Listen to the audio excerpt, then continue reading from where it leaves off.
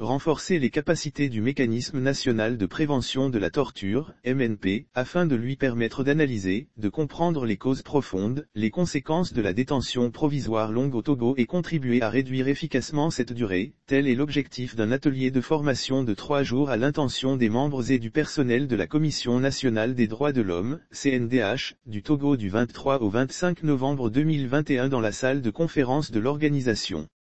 de la Charité pour le développement intégral, OCDI, à Lomé. Entre autres points inscrits à l'agenda, les principaux domaines d'intervention du MNP, les techniques d'organisation des visites dans les lieux de privation de liberté et l'analyse globale après visite. Les travaux sont présidés par le vice-président de la CNDH, Maître Sanvé Oinik Vaodidi. Le Mécanisme national de prévention de la torture et autres formes de mauvais traitement arrimé à la CNDH du Togo par la loi numéro 2018-006 du 20 juin 2018 est opérationnel depuis 2019. Suite à de nombreuses visites dans les lieux de privation de liberté, le MNP a constaté que la situation des personnes en attente de jugement n'est guère reluisante. La détention provisoire est trop longue pour comprendre cette situation et contribuer à réduire de façon significative la durée de cette détention. La présente formation a été organisée avec l'appui technique de l'Association pour la prévention de la torture, APT. L'activité est financée par le fonds OPCA, Optional Protocol to the Convention Against Torture. L'objectif à terme est de réduire le nombre de détenus préventifs dans les prisons et de plaider auprès des autorités judiciaires compétentes pour l'adoption rapide du nouveau code de procédure pénale.